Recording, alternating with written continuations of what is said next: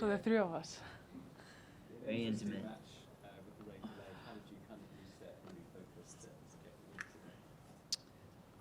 I think that it was a good thing for me that we actually stopped, and I had a little bit of time to reset and just think a couple of things. And I just feel like I was very disappointed with my level up until we stopped with the rain, and played myself into the match in the second set. So I think it was it was crucial.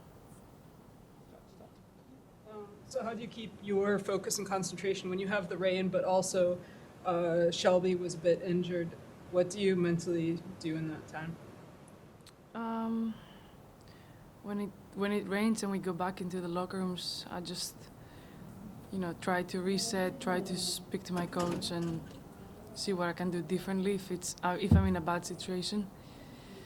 And when the opponent is injured, then it's tough because you don't know how bad is their injury, and what it's tricky because then you don't know if you have to keep playing your game or just do things differently. But obviously all I had in mind was just to make a lot of balls at that stage and not make any mistakes, and it worked. Is it also trickier because of empathy that you're seeing someone near you who's in pain? Like, can that even enter your mind in that moment, or you just have to focus on yourself? I think I just focus on myself. That's what I try to do, because if you start thinking of a lot of things, then you can get distracted. And of course, it's never nice for anyone in this world to get injured. But when you're inside the tennis court and they're still playing, then you just have to think of how you're gonna win the match. When you're facing those break points in the second set, what were you thinking? What's going through your head? What's your... Funny enough, there are moments in the match where you're love 40 down, but you still feel like I'm gonna get this back. And it was one of those games that I felt like, because I could see that my serve was starting to, be good again, and just, hitting my spots. I just felt like I was love 40 down, but I had that belief that I'm gonna, turn it around, and yeah. Where do you think that comes? I guess two questions. One, why was this night different from other nights in that sense? And also, what do you think you can do in order to get that feeling at other times when... Well, this is not a feeling that you always get when you're every time love 40 down. Right, it's just that sometimes, that's how I feel. Sometimes you have that feeling that actually you go up to the line, you're love 40 down, but you feel like, I got this, like I'm gonna turn things around. And that's how it felt. It doesn't come all the time, but every now and then you just know that it's there. I'd like to just ask you a general question about tennis. Our sport has a lot of traditions, a lot of rules. Some are good, some maybe not so good. But if you could change one rule or one tradition in the sport of tennis, what would that be? The medical timeouts. I think that sometimes there's a late notice from the player that it wasn't today the case. The girl asked like in advance. I'm not talking about today's match, but there have been matches where you just you sit on the chair for the changeover, and then suddenly they remember to call the physio, and then it's just that the physio has to come all the way from the building. Sometimes it's far, and then it ends up being not only 3 minutes, but it ends up being 8. So you get called, and I think that there should be a fine line with when you can call the physio, and maybe you should say it in advance, unless it's an extreme situation where something very unfortunate happens, like let's say when Zverev just twisted his ankle. Of course, you can't say that in advance. So sometimes that really changes the momentum of a match. Yeah, because you can be serving the next game, and it's not fair for the opponent to call it once you sit down and you only have a minute and a half, and then suddenly you end up having 8 minutes, because as I said, it's 3 minutes the medical timeout, but by the time they come, they see what's going on with you. Then it's just that's one thing I would change. What does this kind of win against opponent who had a strong record against you, what does having this win in your first match in Indian Wells do for your mentality going into the tournament? I believe because it was, as you said, first match here in Indian Wells against a very tough opponent who plays, I have to say, she always plays good against good players.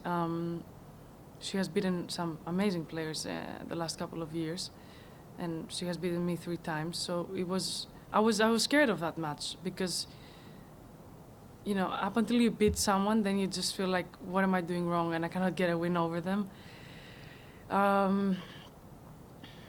So I knew that she was very dangerous. She likes to hit the ball hard and big, and I just felt like, okay, this time I have to do something differently. Obviously, in the first set I didn't. I was missing a lot of balls, but then I just, as I said, and I said it on the court, my game is good when I'm rock solid from the baseline. That's how I win matches. If I'm not a player where I hit 50 winners and 50 unforced errors, I just need to find that balance, and that's how I play good, and that's what I did today. Did you earn your in and out? My fitness coach doesn't let me in and out during the tournament, and I regret that. I asked him to come here because now I cannot have my in and out. No, I'm kidding. It's great to have him here. You had such a great tournament last year. If you can recall just one memory from your time here in Indian Wells last year that was special, On court or off court? you choose. Okay, after Better or off court? off court. After the match against Badosa I think we were the last match here. There wasn't nobody out in the restaurant area, and by the time I did press and everything, my coach went to get Cheesecake Factory, and he brought it back here. So it was myself, my coach, my hitting partner that time, my agent and my sister, and we were just there was loud music playing, Great. and it was just the 5 of us just Critical enjoying our follow-up. food. What kind of cheesecake? Not I didn't have any cheesecake. I just had the food. It's too caloric. There's too many calories. This is how we know how to get your physique. In-N-Out Burgers and Oh, no. Cheesecake Factory, right? No. That's the key. That's not my diet. Right. Trust But- me. I'm sure. So when you come here, is it generally good memories and good thoughts and good feelings? Or, obviously it didn't end the way you wanted it to end last year. What goes through your head when you're in this setting? I had a lot of people coming after me saying that I'm the queen of Indian Wells. I'm like, what are you talking about, guys? I lost the match last year. I'm not. Iga is the queen of Indian Wells now. So I just feel like, I have a special connection with everyone here in the tournament, and the crowd, and just I feel like it's a tournament where I just wanna have and create a lot of memories until the end of my career, and